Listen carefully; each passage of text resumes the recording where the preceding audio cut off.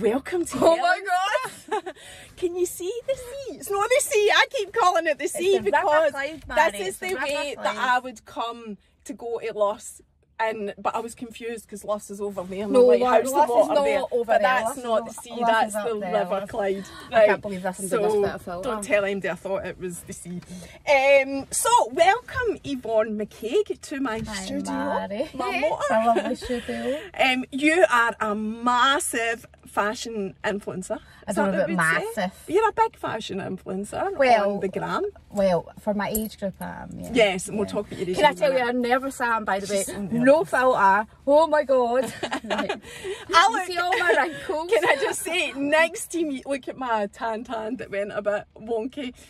Next to me, you look absolutely incredible, and I look seriously underdressed. No, you but don't. Anywho, we move. And you've done a fake tan? I had fake tan on for Christmas and that, and I thought I'll try and get a wee top up last night, and it didn't go very well. Don't look at it. I won't ask you what tan it was. No, it was nothing to do with the tan, although it wasn't my usual, to be honest. But so wee V on Instagram will tag in. Oh, wee Evie. Right. So Yvonne, my granny used to call me Evie. Right. So that's where it comes from. Yeah, that's where it comes from. I'll be tagging you anyway. Right, Mary. So, okay. So you're 44. You're happy to talk about your age, and you have got I don't know. Weird. You have got quite a big story to tell in terms of like your womanhood. Yeah, is that the best way to describe it? And I want to ask you about that. That was the kind of main thing that you came on to talk about, your whole experience with. Well, you had to go through early menopause and that, didn't you? But see, before we talk about that, because I want to talk about... Because I want to be cheery as well, I don't want to be like... I know. And that's good that you've got that attitude.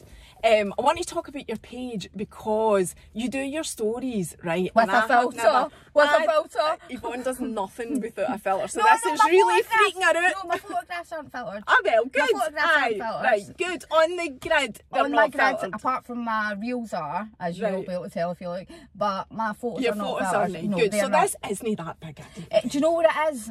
I think, Mary, it's because I'm waiting to get my teeth done.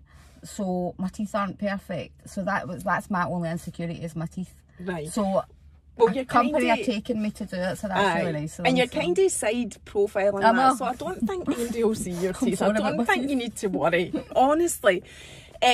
So you do the fashion influencing, and personally I find you a breath of fresh air. I don't actually follow a lot of fashion influencers purely because they're usually like 25, drop dead gorgeous. I know. Thanks very much, Mary. At 25 and drop dead gorgeous, totally it makes me feel, I don't feel very good watching influencers like that. Albeit there are a couple that I do like and I do follow, but generally speaking, it's not my thing. But neither do I. You are. No, I know you were saying. Because then I don't like get influenced by other influencers. If you know, not that I don't really like using that word.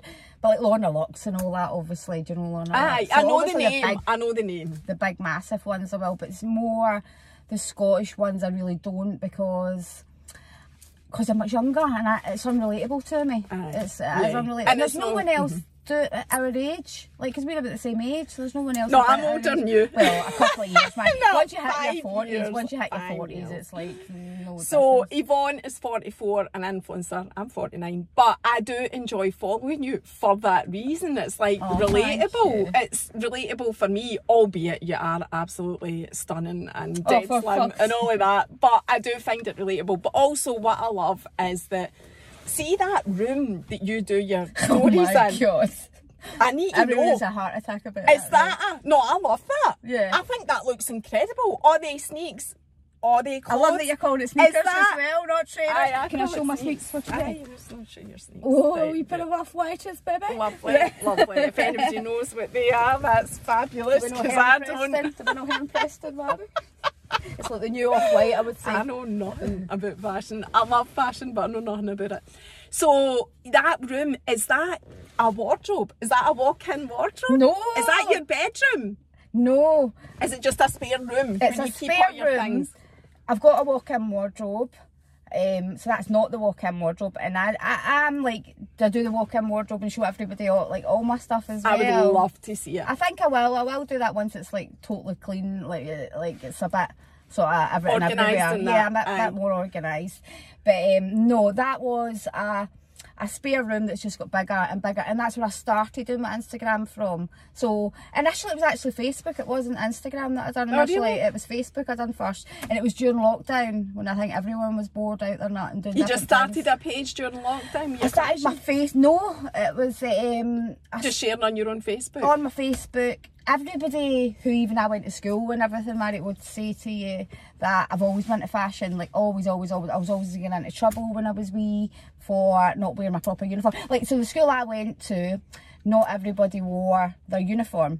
But obviously me being me, I had the blazer on, I had the tie on, I had the little backpack on. Like that. She's the only one in our class with a blazer. Loves all that. Loves in the long socks, because I watched class. So I was like that. Oh, so from a young age, and berries, I wore berries and all that, just anything I could sort of get away with, I would wear.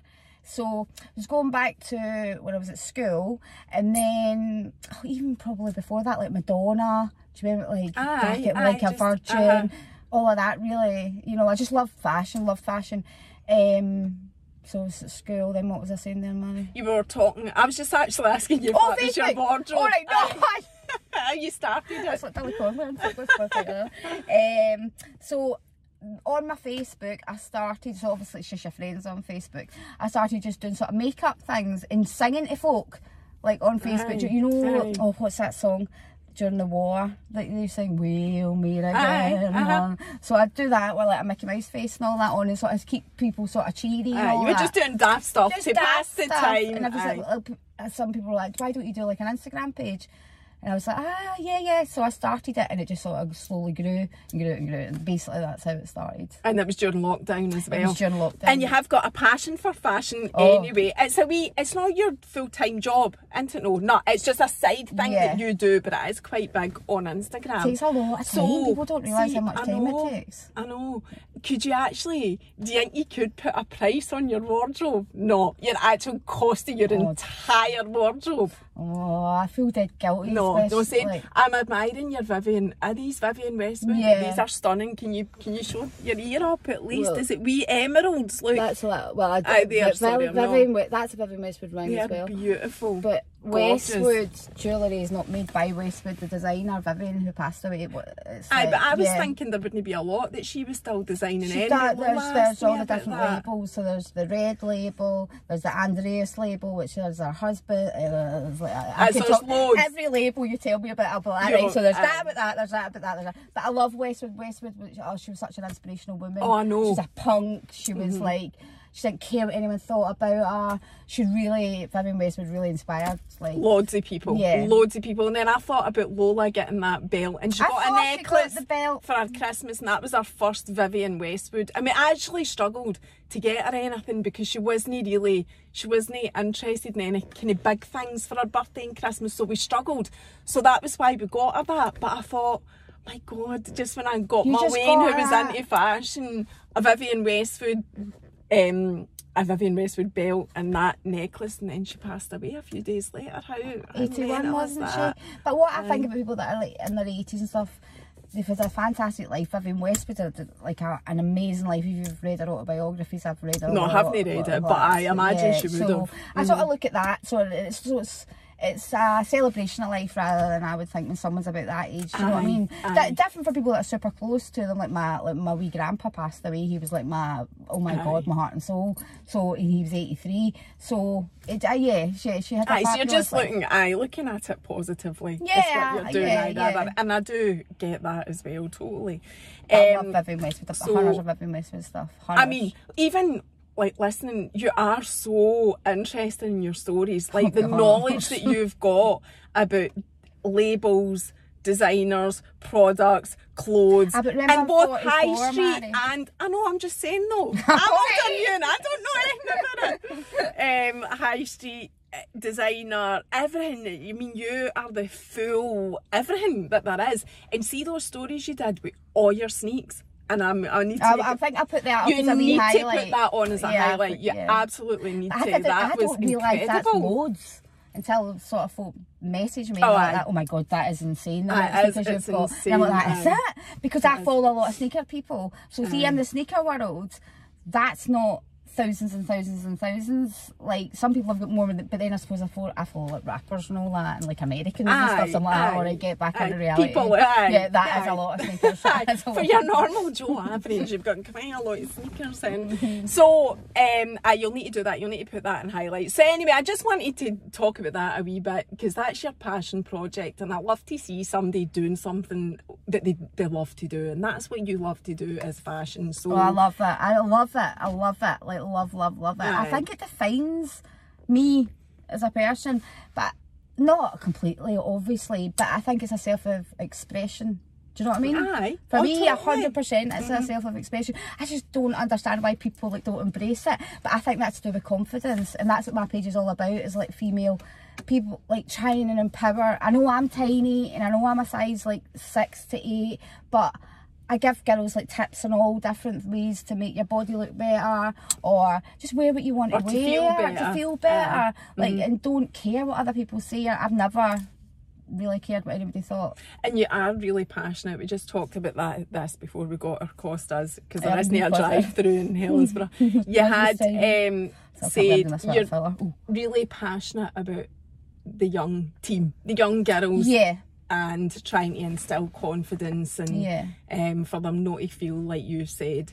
Like, for example, at Lola, like, to feel confident, because I think on social media now, I'm a contradiction in terms, really. There, I'm not about putting filters on, so that's a isn't it? So that's at least you're saying it. Do you know what I mean? At least you're saying it. It's not like you're pretending you don't do it. No, because I'm not quite like my teeth, for example. I want them done, so then that's my only thing that I'm not 100% confident about. Everything else, I'm pure like confident about. But I want like young girls they're just so bombarded with like images now, and I don't know, we didn't have that when we were younger, did we? No, but I think, see, even what you're saying, you're talking about young girls, that hits the nail on the head as to why I don't like flock to these types of pages either, because I know how it makes me feel as a middle-aged woman. Yeah. And it still makes me feel like that. Although I'm very confident in what I wear or whatever, because it's not even... the word fake. Confidence, I don't like the word confidence either, because I don't feel like this big confident person. I just know that I'm able to go, well, tough shit to everything, because this is all I've got. This is it. This is all I've got. Yeah. And I can't, and I accept it. I'm in a full place of acceptance, because there's nothing I can do about it. I can't change. Have you had that your whole life, or did that come in your 40s? No, I would say I've always had a wee bit of it, but it's come much more powerful in my 40s, I would say. I would say that I'm the same. Although I've always been confident, I've always been the same person, but I feel in your 40s you don't care as much. Aye. You just like you actually look at life as well, you think life's so short. I know, you worry about how long you've got left. That's exactly I do that. Oh my god, I'm like halfway through my life now, like, and I'm worried about somebody saying, oh, I don't like that, or I don't like that. You're like, oh my god, oh, please don't be like that. Like, please don't be like that. Now, although those pages don't like you're talking about the interest me, I do think to myself now that regardless of what anybody thinks, I think to myself, I've not really got time to worry about what you think, because I don't know how much longer I've got left. 100%. You know, I actually do. I don't have time to worry about that, because I need to be using my time better. So and focus on things you want to focus on in life, and it is so short and so precious. It's such a shame that you only get like that when you get older. If you could tell your younger self that, and that's what I want to be to the younger girls. So I probably get, I don't know how many DMs a day, Mary. Oh my god, Scott's like, right, get off your phone. Like, because he does just sneakers, so he doesn't get engaged. Your partner's an influencer as well for sneaks. Yeah, but on the down low, like, he's bigger than me. Aye. Like, he's more Americans follow him and things like that, and he never talks or anything. He's like, no, he just opens his sneakers, and he works with a lot of brands, like the big brands I'd love to work with, and I'm like, I'm pure gutted. I'm like, but anyway, tell me, go back to the girls that you're talking about, the messages that I get. No, I'm sorry. Oh, right, okay. So at least 10 messages. I don't know if that's a day or like within like a week anyway, for sure. yeah, 10 to 15 messages a week, I would say, from younger girls saying, oh, I'd love to be an influencer, or how do you do it, or, and I'm like, it's not easy, like, it's not easy at all, and I don't think you should want to, like, it comes naturally, if you know what I mean, like, when I started it was just me talking, just normal, what I wear, like, and if you love that, then that's fine, but obviously you've got the big downside that we both know about, that you get your trolling. Now, I remember my very first troll, and then after that, I was like, whatever, carry on. And my first troll, I was in Spain with my mum, and this is going back, I don't know, 3 years ago or something like that. And this troll went like that to me. I was so shocked when it said, you're so ugly, I want to set your face on fire. I was like, so that's the one that I remember, and then the ones all in between. The first one I did, because I couldn't believe somebody would say that to you. Like, I was like, Mum, look at this. Mum's like that. Oh, that's terrible. Oh, you should come off. That's it. Don't do it like that. Oh, why would they say that to me? And then I went on and blocked them. Then after that, I've never looked. Like, I just don't look at them now. When I say I don't remember, what I mean is I don't remember the first one. But I do remember like stuff that's been said to me. But I don't remember the first one. It's been too many. I know, it's it's so very true. But that's what I want the young girls to know. It's all in social media. Use it for a positive, and to like help other people and not be negative, like you know. It's definitely a thing, building up the backbone to be able to do social media. It's not for everyone, and it's not just a case of picking it with your phone and going, Yaldi, I can do this, we're off. It's not like that. It's a massive journey of self-acceptance as part of that as well. You need to remember you fucking accept yourself. Remember who you are as well. Like, don't be getting a big ahead of yourself, do you know what I mean? Like, remember who you are, and don't take it too seriously. I think remember your elders, as they say. Don't forget who you are. Don't forget your old arse. It's so true, and I think I've got the good groundings of that, though. Do you know what I mean? So I think if you've got that, but the younger generation, I do worry about, like my nieces and stuff. They're just bombarded with social media constantly. And it is a lot of fake content without a shadow of a doubt what the young team are putting out. It is this amazing life, and everything's fantastic, and especially just now with the cost of living and the way, you know, and you've got these people that are like, you know, the big massive Christmas trees, and we're not forgetting that I don't know if they just I don't know. It's just I know what you're saying. I know what you're saying. What I mean? It's people are putting out these pictures of luxuriousness a lot. And you don't really know what's going on. No, I totally agree with that as well. And if I'm feeling shit, I'll like probably not go on social media for that day. If I'm feeling a bit, because we all feel shit on days, we all feel shit. So if there's a day I'm thinking, oh, I feel a bit fucking shit, I just don't go, because I don't want to put I only want to be like happy and things like that. I don't, 99.9% of the time I am, but I've got Scott, I've been in a relationship for such a long time. You do come on and say though, whilst you don't come on when you're feeling shit, you will then come on when you're feeling better and say, I've been feeling shit, or whatever. You know, it's not like you're hiding it. It's just like, you know, and that's a healthy thing to be. Yeah. It's not so much like mentally. I just want, like, it's not so much like mental health for me or anything like that. It's more, it's an app. Physical. It's an app. It's an app. Like, you don't need to be on it all the time. You don't need to be present on it all the time. It's an app, and as long as you've got a real world and a real life out of the app, then I think that's a very, very valid point, because that is one of my coping like strategies in my mind. Like, I am very much of the belief that, you know, this is the content, that's what I'm putting out. That's not my life though. That's not my life. My life is actually, you know, at home with Keith and Lola, family time, whatever. It is a big, you really need to, I think you need to have that in your mind, that, you know, but everybody's got a life out with the social media. You know, it doesn't need to be some people don't. Well, no, they really don't. Yes, they've got it. Surely they do some other than social media. Some folk don't. Oh God, am I digging a hole here? Right, okay, let's just move on for that. Right, but you do need to separate it. Right, so moving on to talking about you, and one of the things that's really important to you and why you wanted to share your story is that you, when you were 28, now you need to tell me all the facts because I don't know all the facts. Right. But did you have a hysterectomy when you were 28? 29. Right. My memory's not the best. So I was 29 when I had my hysterectomy. So I know that you also have polycystic ovary syndrome, and endometriosis. And so you've been through the cells. And you've been through the menopause and whatever. Yeah. So tell us the whole story right from the beginning of that. Because sure? There will be, well, aye, because we've got loads of time.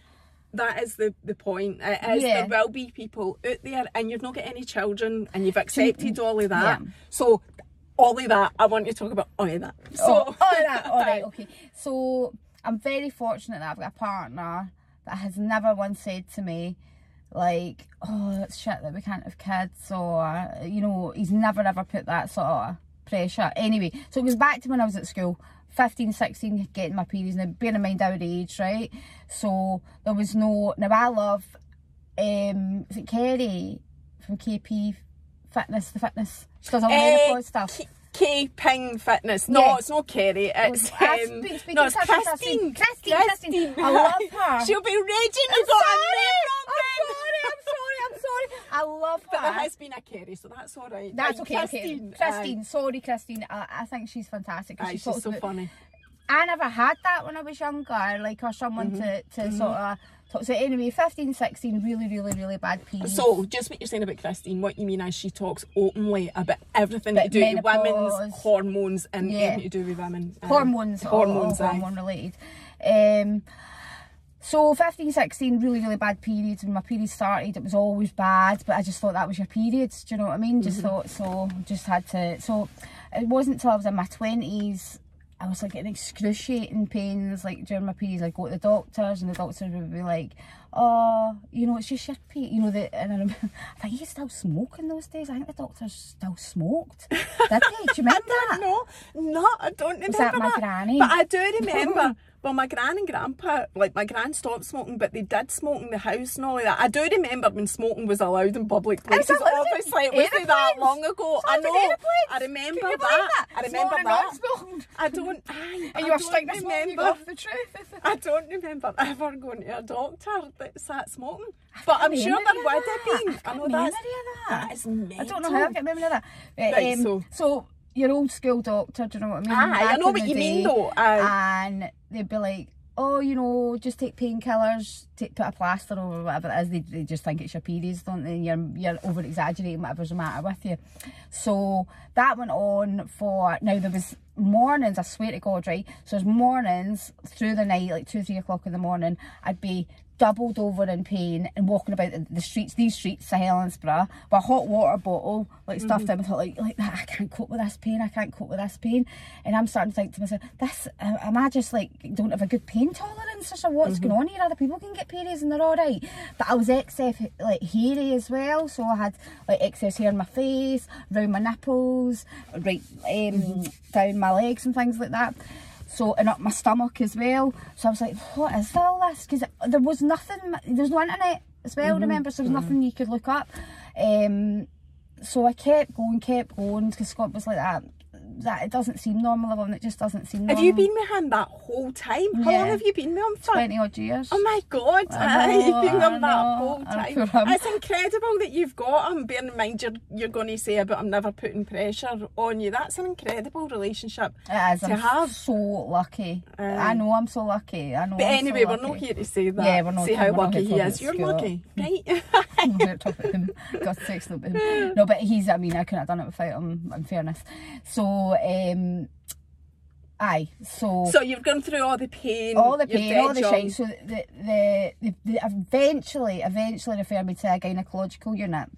But I mean, we're going back, we'll go to on my 43, so we're going back about 23 years here now. So you're 20, you're at 20. Yeah, 20, no. So I put up with it till I was about 25, 26. Right. Like, maybe went to the doctor maybe 4 times or something like that. Then I ended up in hospital.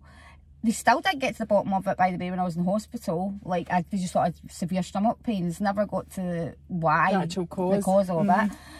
Then referred to the gynecological department, and they did, you know, the whole, they put the tube, the... Colpos. What's that what it's called? It's a thing, and it goes right inside you, and it's got a condom round it. That's all I know. That's how I remember it. And they put it right inside you and like go round about. The camera and all of that. The camera, everything like that. So they've done like a full investigation like that. At that point, okay, you've got, and then blood samples, everything. You've got endometriosis. You've got polycystic ovaries. The reason I ended up in hospital was because one of them burst. So it was. So I was like, oh, but do you know what? It was a wee bit of relief for me because I thought, oh, I'm not just got no pain tolerance, do you know what I mean? Like there is genuinely something wrong with me. So then they're like, what we'll do is we'll put you through, first of all they tried this hormone therapy stuff, like I can't remember, oh no I'm trying to remember. So it was put me on different pills, form of contraceptives. So they tried all different of them, that wasn't doing any difference. They tried was the patches about at that point? I don't think so. The coil, you know how the coil's meant to help, because it's got the... Aye, the coil helped me. All of this is so familiar. I think anybody with any hormone problems goes through the exact same process, all the different pills and everything that they can give you, and it's like, it seems so... I don't know, does it actually work for MD? Because I've never known MD. It just seems so antiquated now. That the coil did work for I think nowadays now, yes, but back then, no. Like there wasn't enough knowledge about it, and there wasn't enough knowledge for the NHS, so it's probably not their fault. Do you know what I mean? There's just nobody that knew. I think I actually generally think there isn't enough known about women's hormones. Oh, 100%. In the UK anyway. I still don't, still to this day, like, I don't think there's enough, like, known about it, but it's all to do with funding, isn't it, in the UK? Yeah, I know. So, so then what they did, that none of that was working. I was at this point, it was really affecting me, because every month I've been in hospital. And so, but I still got on with it. I was just like that. Oh, I was a promotional model then, so that's what, like, I'd done all that. I want to talk about that as well. Right. There's a reason I want to talk about that as well. But I don't know if it's a bit controversial, but I do want to talk about it. If it's your story, then you tell it. Yeah. Anyway. So I went to, they put me through these JAGs. So what I would get is once a month, I would have to go and pick it up from the pharmacist. And then I would have to pick it up from the pharmacist and take it to the doctor, and then they would inject it in me. And that was for a year. That was to put me through a false menopause. So they put me through like a false... What age were you, 26? Yeah, I was young then. My God. Yeah, I was really young then. But they said that at that point, they didn't mention, you know, you might not be able to have kids or anything like that. We'll just see if this stems the endometriosis. It was endometriosis that was really the killer, like the pain, not the killer. Was there any conversations at the time about whether you'd be, you know, infertile, fertile, be able to have kids or whatever? You know what? No, but that was probably my fault, because I never really asked that. I just wanted it fixed. Like I didn't, and to tell you the truth, I've probably never wanted kids because of all of that pain. I never really had the mental thought of, oh, but I just wanted this pain to stop all the time, and it was affecting my life so much. So that didn't work. So the JAGs once a month didn't work. And they're like, the only thing we can do now is like a full hysterectomy, but they had to take everything away, like everything, your cervix, everything, because of where the endometriosis was, because it's the endometriosis. They say it's like poison ivy, so it can grow, it just grows so fast, and it can grow outside your womb as well, seemingly. I don't know a lot about it. Well, it's a horrific thing to have it anyway. So anybody that's got endometriosis, do reach out to me if they want any advice, if they want any help, anything like that. But I think there's much more, you know, you don't have to have a hysterectomy. Like that's the worst case scenario. Like, and it must have been extreme for you to go down that route. I just went in a zone, and I do that in life in general. I'm like that, well, that's what I've got to get done, so that's what I've got to get done. And obviously I'd got support and everything as well. So I think it was an emergency hysterectomy. So it was like, I remember it was back there. An emergency, so something happened? I was being in hospital. I got out of hospital, then you go on a list to get a hysterectomy. But because every month it was getting worse and worse and worse, the pain was getting worse and it was spreading. Something like it was attaching itself to my bowel, and I remember I had to sign something. You've got to remember, this is going back. I had to sign it, and I block things out. I'm very good at thingy, what's it called, decart? Aye. I know what you mean, there is a word for it, but decompartmentalising. That's the word. I'm quite good at that, like putting something like, well, that's done and dusted, there's nothing I can do about it, so I just need to push on through. So, was that my wee granny and grandpa's got a phone call from the Friday to go in on the Monday, get your hysterectomy. I remember it was a woman as well that was doing my operations. I remember it was a woman. I was dead pleased about that. It was a woman, and I was one of her first people, and everybody else was like, oh, one of her first. I was like, no, that's really good, because she's going to be on it. She's going to be perfect. She'll be on it. Do you know what I mean? And I was like, oh, how big's my scar going to be and everything, and so obviously I've still got the scar, but it's only about that size now, whereas before it was obviously that size. I was in hospital for about a week, and I was in Paisley, and the ward, it's so funny, I don't really talk about this much, I really don't, so it's really funny for me to talk about it. I loved all the women I was in hospital with. They were all older than me, so I was the wee soul. Do you know what I mean? Oh, the wee soul. And I'm like, what about wee soul? I'm fine. And I was keeping everybody amused in the hospital, and like. But you would be easily the youngest there. Yeah, easily. Yeah, definitely. Like they were all like, a lot of people 20s. Were in for like. I don't even know what it is. It was like a net they were in. Like, it was a net or something like that. I can't remember. I don't know. A prolapse, like prolapses. I remember there was other people in with things like that, and I loved my ward. All of the women in my ward and everything were having it. Like I had the pain. I think that's what nobody understood. I did that pain for all those years, so this was an end to my pain. So I was like, yes, get this pain away from me. I remember as well, there was a girl that came in and stole all my stuff. Now I'm remembering. I know. Remember Jack Wills, the brand Jack Wills? So obviously always been into fashion. I had all brand new tracksuits and all that for getting to hospital and everything and stuff that wasn't tight. And there was a girl, and she came in overnight, but seemingly like heroin addicts and things like do that sometimes. They'll check themselves into hospital to try and get, if they're coming off of morphine, they'll try heroin, they'll try and get morphine. So she was going out for a cigarette. She was in her bed next to me. My mum still tells her story, and she whipped out her cannula. She asked me, she only had her gown on, and I was like, oh, take my tracksuit to go out and have a cigarette. She never fucking came back. She's talking about my Jack Wills tracksuit like that. So anyway, got out of the hospital, and I lived up a close, so you couldn't go upstairs at that point. So I stayed with my wee granny and my wee grandpa, and oh my god, like they were amazing. My wee grandpa sat at the end of the bed constantly.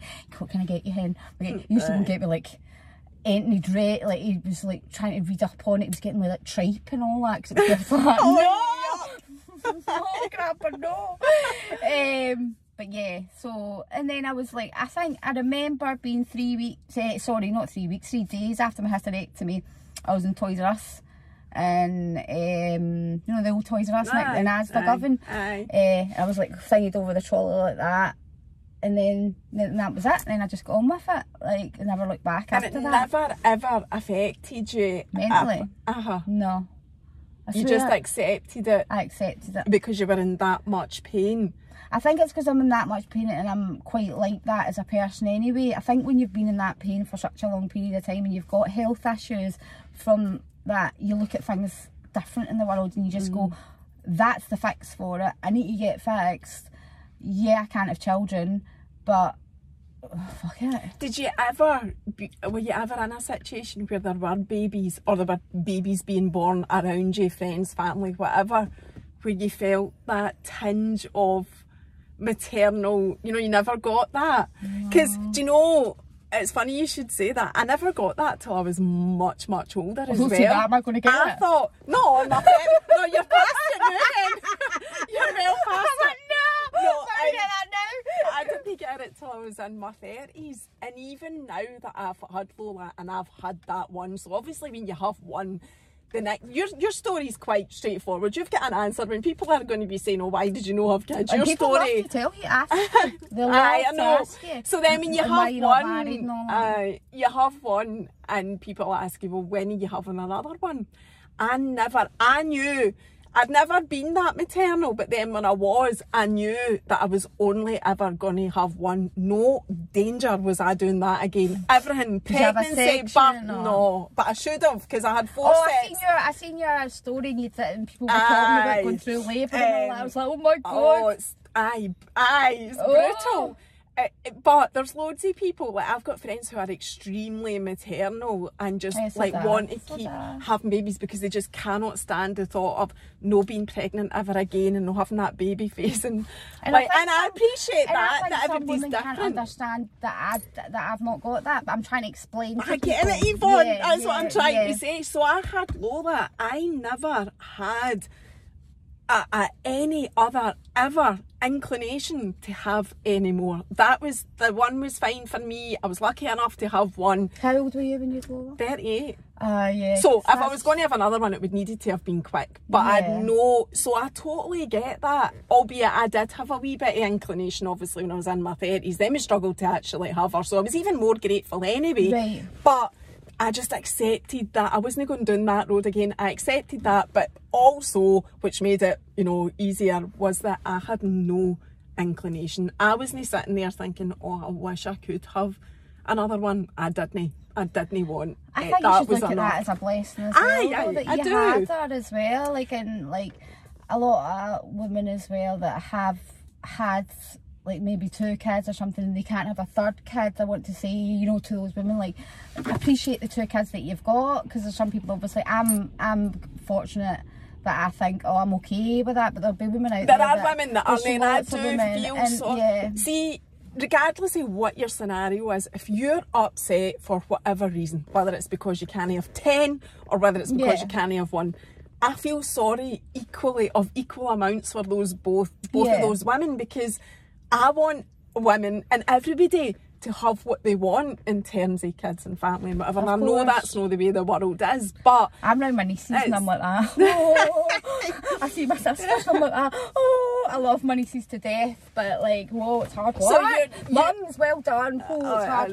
work. Hard work. The hardest job, is it not? I know, it's brutal. It's brutal. And again, enough of that doesn't get talked about, like how hard it is, and it never gets easier. I don't know how you might do it. Like, you're up, get your makeup on, get your outfits planned. Maybe that's why I'm studying fashion, because I'm like that. Oh, I can decide what I'm going to do. You've got time. I've got time. I know. Like, even this morning before I came here, Lola's away to the pictures with her dad, and I'm trying to get myself ready. They were going to a 11:15 showing. And Lola's saying to me, I'm trying to get myself ready and fix my own hair, and Lola's like, can you fix my hair, Mum? Can you straighten this bit? And I'm like, oh my God, no, I don't want it. But I do it, obviously. 11, she just turned 11. She's like, I'm 14. She's big time into her fashion. She's like big 14, time. I would say she's like ahead of her. I'm glad to hear, she is, I'm glad to hear what you're saying about fashion, because she is like that, and that makes me feel better that, you know, it's not completely... Oh no, when I was young, oh no, my mum was like, oh my God. Like, yeah, no, I was into fashion from a very young age, Aye, she's like that. So just to finish on that, that's your story and you're totally accepting of it, and you do like to share. Actually, 100%. If there's anybody, you know, that struggles with any endometriosis or polycystic ovary, it was really endometriosis was the thing. I still take HRT to this day, so I've had to take it obviously for your whole life since my whole life, basically. And I do question that, like, should I still be on the same HRTs I've been on the whole time? And anyway, they've changed. But what is the story with that? Because there will be people that are wondering about that as well, because I've had that. People have asked me that about HRT. I don't know a lot about it. I'm not on HRT. Have you been through the menopause? Well, I'm not menopausal, right, because I still take a period. Right. But they are all over the place. So I'm definitely perimenopausal. Definitely. I'm 49. No question, right? Do you get flushes? But no, I have been extremely lucky. Me and my mum went through the menopause at the same time. Oh, really? Yeah. So my mum went home in the morning and was like, how was your sleep last night? I was like, I was all fucking sweating. I was sweating. So you've had that, the hot flushes. I haven't had that, and touch wood, I'm hoping that is... Not everybody has to go on to HRT, I know, but I had to go on it because I was so young, so I didn't produce any hormones. No, I get it. For my bones and stuff like that, I had to go on it. So, Yeah, who knows? It's an unknown science, really. So people do ask me about HRT, and we've talked about it a couple of times on here. I know nothing. What's it called? Zooming on. I'm on nothing because I've never been in a situation where. Listen, I would love not to take it. I thought that I needed it. But people do ask, should you be on it forever, whatever. I'm continuously checking my breasts and all that kind of stuff because I know I've been on it for such a long period of time. I don't know. Honestly, I'm not a doctor. And it's not bothering you anyway, though, taking it, so you continue to take it. I just take it every day. So I just take it. So, yeah. And I'm like that. I always, a day before it runs out, oh shit, am I going to be a loony? Do you go off? Can you be off it for a couple of days before you get your new prescription? No. Do you just phone the doctor and get I would do 2 for you if I came out, what if I could be loony? I maybe would be loony. Because maybe it would affect your mental health. You shouldn't say loony, but should you? That's not right terminology. No, but I know what you mean. I know what you mean. You're not being bad. There's no badness in it. It's fine. No, no. I'm so used to trolls. So you're happy for people to reach out to you if they want to ask you anything. Oh my God, if anything comes out of this, just that would be amazing. Like if I could help, because I wish I had somebody that I could talk to when I was younger, either about, obviously about really important, if they're struggling with endometriosis, polycystic ovaries, but also like the influencing side of stuff as well. If there's anybody, that is thinking about doing it. Oh God, I've just said that and I already get honours. Don't do it. But you're very women supporting women, and I always see you saying, oh my God, I might not answer your messages straight away, but I will get to them. So I know that you do that. Yes, it does take me a bit of time because I've sort of doing it 2 hours a day. I do my DMs and that's you restrict yourself because it was becoming all consuming, and it was because I put polls up as well, how people are feeling, and especially at the moment and things, and people were so fed up and so depressed, and it was really getting to me, and Scott be oh, you're right, Yvonne, that's enough, it's putting you in a funk, and I'd be like, but this woman, she's like... it's hard not to feel like that, though. Well, if you're a decent person, I think it would be hard not to, wouldn't it? Respond, and then you get in a pure conversation with the person, then you feel guilty that you can't come off the conversation either, and then I'm like, Scott, I can't! I can't! I'm being a counsellor at the moment. She's like, you're no counsellor, so get off it. Tell me go to doctors. Well, there is that as well. I think there is a line where you'll be able to say that, because you're not a doctor, you just try to be helpful. So what were you going to say about the modelling thing that you did? Tell us that story. Obviously I'm only 5'5", Mary, right? So I was a promotional model for, how old am I? 44. So I started that when I went to uni. How did you get into that? Is that what you're going to tell me? This was about to tell you. Right. Even when I was but see, this is where the generational thing will come in with some people, I think, right? So I was 17 and I moved to London. So I lived in London for 4 years. I went to school with Scots. We were always just mates. We went to, he always says, I chucked him. Were you in the same class? No. We weren't in the same classes because you know how it went by your last names. Aye. So I'm M and he was Y. So we went in the same. In the same year though. We're the same year. Aye. But really, a month apart. But a month apart. Is your birthday recently, by the way? It's not some of your stories. Oh right, it was just something. No, it's my birthday cake. You talking about my birthday cake? Aye. How cool was that? That was amazing. Oh my God. It was amazing. Oh my God. Oh my God. I love that cake. Right, we're digressing. I know. So, how much time have we got? Oh, is that all we've got? Aye. Oh, I can talk all day. Right, okay. So, went to London, was at uni, needed an income, obviously. So, I worked as a hostess in a nightclub in the King's Road. So, that would be like your sort of VIPs would come in and you would look after them and everything. Not in nothing wrong with escorts or anything like that. It wasn't like that. You'd get them champagne and you'd thingy. And the females as well. I loved that job. I loved it. And then there was a guy I knew who was just starting up a promotional company. I went to uni with him. And and he's like got a massive big promotional company now, so I work for all of the big brands, like travelling about and everything. But I was your darts girl, you know, your ring card girl, your Did they not do a baby then? Yes, that's my point, right? That's what I'm trying to get to, right? I think that's why I love a jumpsuit. It's quite recently, actually. Was it not last year or something? Was it longer than that? Because I got asked to do some. It was probably about 5 years ago now. Was it? Oh God, it feels more recent. Aye.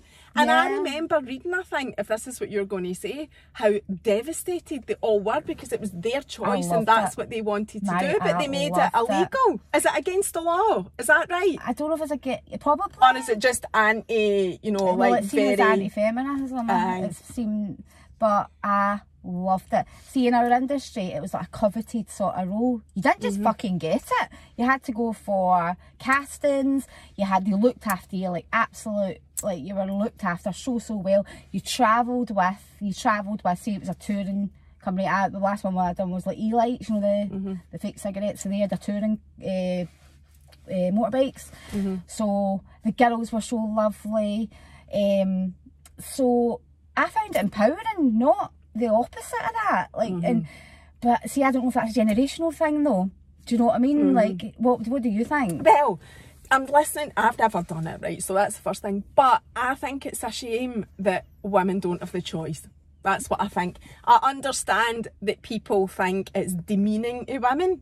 I get that. I get where they're coming from, and that's what they think. I think it's only demeaning if you're forced to do it. Well, that's what I was just going to say. However, I hate the thought of like choice being taken away from women for anything, absolutely anything. You know, so if you want to do it as a woman, then as you have the choice. Aye. Like anything, like if you're a dancer, like a female stripper, if you're not forced to do that and that's what you want to do, go for it. You do that. And I remember, it's not just because you're saying this, I remember at the time, 5 years ago, which was all I thought was only last year, I'm getting old, my reading about it, right? I know, that's why we keep it to an hour, because it would actually be really... It's got to be It's got to be orange, but she's actually... Show them your orange. I've got my bum pads on. Oh, that's a shame. You should have had your big bum pads on. She's got fake bum pads that she puts in her clothes. Yeah, because I've got the arms. Yvonne, show the orange shoes that's in your bag. I was going to give the girls some tips, some fashion tips. I've not finished this story. Oh, right, okay. Right, well, wait a minute till I finish what I'm saying, then you can give your fashion tips. So I was just going to say, I remember even when I read about the grid girls, that how, I got why they were saying it, but I thought how sad it was that women weren't getting the choice. That probably a board of men made the decision about that. No, that was what I think it was a board of women. Oh, was it? Oh, yeah. I'll keep my mouth shut then. Yeah, well, I think so, it was. That's what I think. Yeah. I think it's a shame that women don't have the do you choice. think men wouldn't want still grid girls and all that? But then, it's not about them. It's about the women wanting to do it. Yeah, we wanted to, we've got, like, honestly, we get paid fantastic money for it as well. It was an honour to do it. So, does that mean you stopped when they No, I'd stopped before that. Ah, right. I was getting like, I'm like cutting about, like I can't stop feeling this up. That was why I love a jumpsuit. But I like a jumpsuit, although I only have about two, but I do like them. I do like them. But I think when I got to about 35, right, or 30, and there's 18-year-olds, and I'm like, we're doing the same job. Right, okay, maybe it's time. But do you still, I hope you don't mind me asking this actually, do you still do any kind of modelling? Well, yeah, you get obviously Instagram into it. You get loads get sent the stuff. You do get sent stuff from like PLT and that, which I like to see, I must admit, and it's not just the young girls that are doing it. It's nice to see that they're involved in us fogies. No, well, that was my whole thing as well. So it was to empower our age group that we can still love fucking fashion in our 40s and our 50s and our 60s. Look at Vivienne Westwood, bloody hell, do you know what I mean? I know. It's through a third party. It's not like you don't work down. Some brands you do. So some brands you definitely do. There's the smaller, but it's a whole kaleidoscope of sort of things. It's like there's all different ways of making money through Instagram. I don't do it to make money. It's nice to get an SME in fairness, but it's like Aye, there's all that. That could be a whole hour of how to make money on Instagram. How Instagram works. So we have only got 10 minutes. People think it's just like you get sent free stuff and then it's not. But like there are ways to do it. I know, and you do know. I mean, that is something else you could answer questions on. I think you've said that anyway about how you can make money from Instagram. It's not just the one way that people think it is. There's just so many ways that you can do it. It's mostly commission based, and that's why it's so cutthroat. The fashion one is so cutthroat. What the hell, yeah. Not my age group, because nobody else doing it. So I don't know anyone else my age group. No, I wouldn't want to do it. I'll be honest with you, I wouldn't want to do it. That would freak me out. You're talking about being self-conscious coming on here without a filter. Like, you doing the whole modelling thing. I mean, you are incredible at it and look incredible and whatever, but I couldn't do that. Super self-conscious. And even just showing the pink trousers for Zara last week in the sale, I was totally fucking absolutely cringing to death with that. That's you know, just personally how I feel, probably the same way that you feel about a filter. I feel like that about showing myself off and stuff like that. I know, you're so confident. You're so confident, and then like, but you look lovely. Thank you. Anyway, show your gear. Come on, we've only got 10 minutes. Right, so my tips, right? So I usually try and do like a tip, like when I'm doing. So I'm looking forward to one of my tips is, right, see if you've got, right, I'm teeny tiny, right? I wish this could go back a wee bit, but it can't. No, that's right. You're as far back as it goes. I asked when I first came in, didn't I? I'm like, is this fucking as far back as this goes? But anyway, if you've got huge big tits, right? If you get huge big boobs, don't hide your boobs. Like, I've not got huge big boobs. Wear a V-neck, girl. So always wear a V-neck that comes down like that. Show what you've got, because if you're hiding this up here, it makes you look like bigger than you actually are. So. And this is your waist here. A lot of people don't realise, right, this is underneath your tits. So just there. So that's the weakest part of you. So see if you can get something that just comes in like a top, like V-neck like that, and a top that sort of pulls you in here and sort of goes out like that. That's going to hide all the bits that you don't want people to see, but it's going to elongate the tits. And that's a bit you want, like, if you want people to, well, I think, yes, go for it. But, do you know what I mean? I'm all about that. Right, so I want, like, so my heels, for example, right. So these shoes match the wee pendant. That's hair and Preston. Oh, it's lovely, right? Can you see that? I'll kid on that I know what that is. So hair and Preston's probably, hair and Preston, do you know Virgil Abloh? No, stop asking me things and making it obvious that I know nothing about fashion. No. Loads of people. Virgil Abloh was the creative designer of Off-White. You know Off-White? Oh, right. I know Off-White. Right, I know that. He died last year. Oh, right, okay. Of cancer. So his best friend is a guy called, well, one of his best friends is a guy called Heron Preston. Right. So Heron Preston, I think they went to art school or something together, I'm not too sure. But anyway, that's why I'm right into Heron Preston now. That'll be one to watch. Heron Preston's your next brand to watch. And that's the shoes to match that outfit. Right, so but you're wearing your sneaks. But I'm wearing my sneaks just now. But they match, see, the orange. So anyway, I see that. To make your legs look longer, right, so see if you want to make your legs look longer, the worst thing you can do, right, can I get my ankles up here? Right, I'm going to be writing your more. If only I'd known, but we're going to try and do a fashion. So see, I have a fashion, that's what I do, Mary. Right, so see your ankles. These came with a strap in them. I took the strap out. I always take the strap out of heels because it's cutting you here. So it cuts you here though. So unless you've got like supermodel skinny legs, it's going to make your legs look bigger. So because you're cutting them off there, and then you've got your calf that's going to come out like that.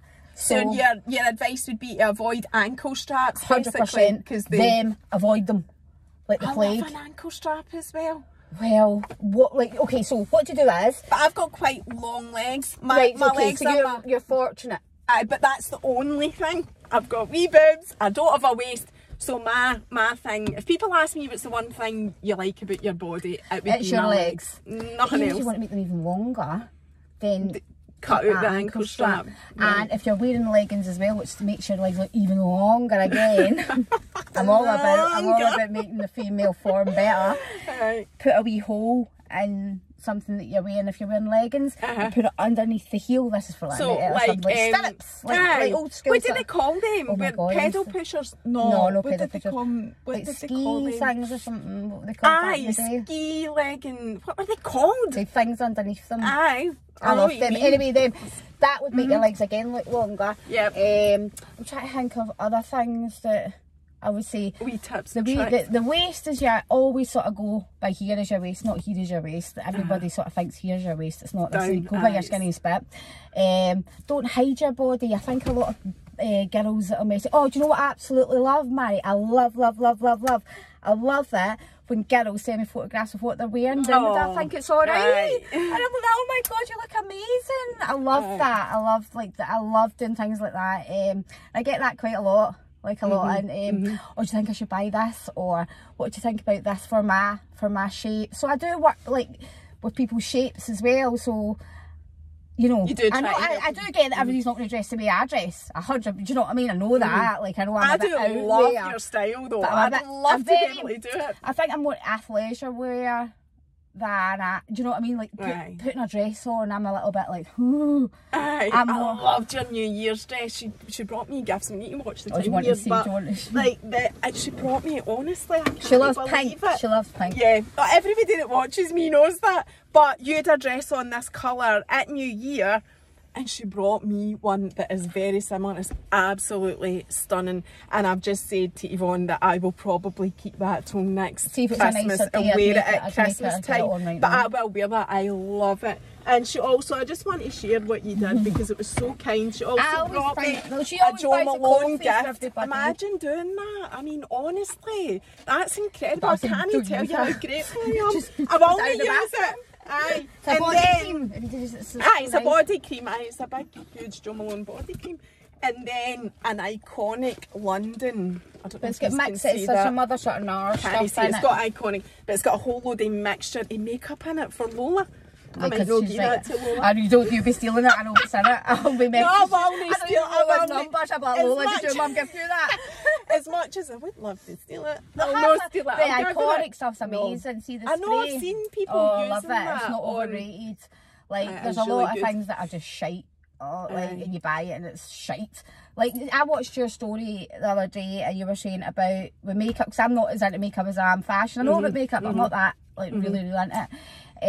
And you were saying about stop using foundation. I stopped using foundation. What do you use? Just bronzer? No, I did. I mean, I've got every fucking foundation going. I say I don't have a lot. Such a liar. I'm a liar. I don't mean it. I don't. Oh my god, wait for a minute. No, I just use the Dermalogica sheer tint. Oh, I hate when that happens. When you find a product that you love and you use it for years. What did I use? No. I've not used Dermalogica. No, I only discovered Jamie Genevieve's Skin Nova, Vive Skin Nova. I've not tried that. So you put that on as a primer, and I've never ever used primer, but this is more than a primer. This stuff is incredible. Honestly, it makes my skin feel amazing. No, because nothing will ever change me now for Vive because I love it that much. I've got some people, I'll try that one. I've not tried that. Don't get, there's another one called Skin Dew. I don't like that personally. I don't like it. It has to be Skin Nova. Right, Skin Nova. Right, okay, and that's just a primer. It's a primer that goes under your moisturiser, but it's beautiful. There's something in it that under your moisturiser. She tells you to do that. There's something in it that just makes your skin totally incredible. It feels amazing and whatever. You can't wear powders. Stuff. No, well I do. I use that's. I've moved away from foundation and went to a bit of bronzer. I'm using the Fake Bake just now, which I love. It's very luxurious. And NARS is a good one. I've put a really good bronzer in there. Oh, have you? I'll need to maybe get a wee shot. I won't steal anything. And then I just put Bare Minerals Mineral Veil over the top here. And that I do like Bare Minerals. I would say that's a lovely wee bag. Right, so this is just, so I would go in with my Dermalogica, then that. If you the Chanel powder, no, but I would try that. Is it not? I thought it was bronzer. Bronzer. But it's a liquid. Oh, is it? That's a liquid. See that? It's just set. Oh, and it's so good. Right, okay, well, we're nearly out of time. Can we do another one? Thank you for, we'll do another one. Thank you for sharing all your top tips and your whole story with us. And I've loved coming to Helen's Brothers. See you the next time that you're on. See you later. Bye.